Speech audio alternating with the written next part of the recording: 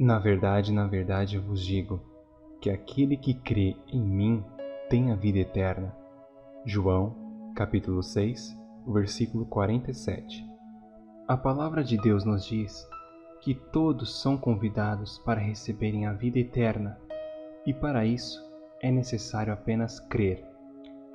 O Senhor não retarda a sua promessa, ainda que alguns a tenham por tardia, mas é longânimo para convosco, não querendo que alguns se percam, senão que todos venham a arrepender-se.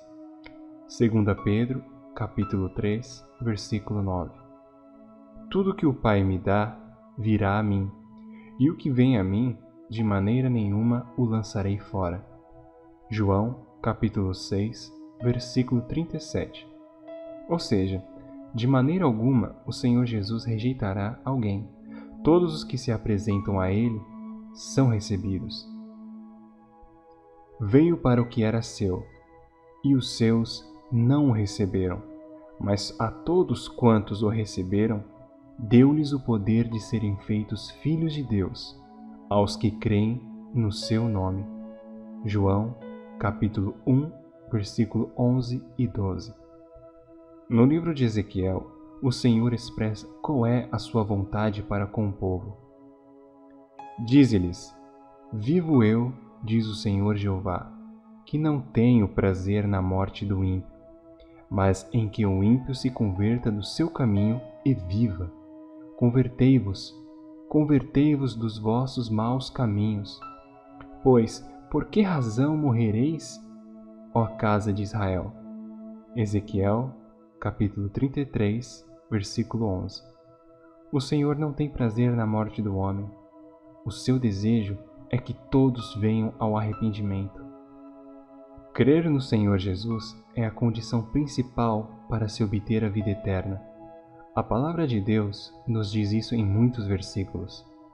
Porque Deus amou o mundo de tal maneira que deu o seu Filho unigênito, para que todo aquele que nele crê não pereça, mas tenha a vida eterna.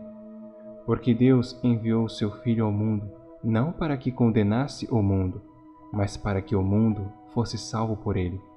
Quem crê nele não é condenado, mas quem não crê já está condenado, porquanto não crê no nome do unigênito Filho de Deus. João, capítulo 3, do versículo 16 ao 18. Na verdade vos digo, que quem ouve a minha palavra e crê naquele que me enviou, tem a vida eterna, e não entrará em condenação, mas passou da morte para a vida. João, capítulo 5, versículo 24. E a vida eterna é esta, que conheçam a ti só por único Deus verdadeiro, e a Jesus Cristo, a quem enviaste. João, capítulo 17, versículo 3. Disseram-lhe, pois: Que faremos para executarmos as obras de Deus? Jesus respondeu e disse-lhes: A obra de Deus é esta, que creiais naquele que ele enviou. João, capítulo 6, versículo 28 e 29. A saber, se com a tua boca confessares ao Senhor Jesus, e em teu coração creres que Deus o ressuscitou dos mortos, serás salvo. Romanos, capítulo 10, versículo 9. O livro de Atos nos conta como um carcereiro alcançou a salvação através de 2 discípulos de Jesus, que estavam presos. Perto da meia-noite, Paulo e Silas oravam e cantavam hinos a Deus, e os outros presos os escutavam. E de repente sobreveio um tão grande terremoto que os alicerces do cárcere se moveram, e logo se abriram todas as portas, e foram soltas as prisões de todos.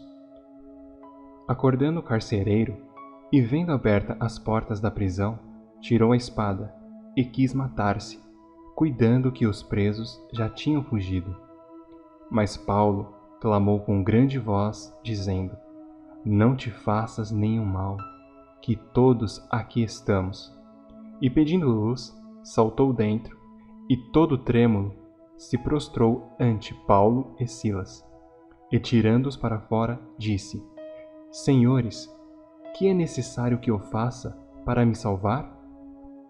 E eles disseram: Crê no Senhor Jesus Cristo e serás salvo, tu e a tua casa. Atos, capítulo 16, do versículo 25 ao 31. E nisto sabemos que o conhecemos, se guardarmos os seus mandamentos. Aquele que diz, eu conheço-o, e não guarda os seus mandamentos, é mentiroso, e nele não está a verdade. Mas qualquer que guarda a sua palavra, o amor de Deus está nele verdadeiramente aperfeiçoado. Nisso conhecemos que estamos nele. Aquele que diz que está nele, também deve andar como ele andou. 1 João, capítulo 2, do versículo 3 ao 6.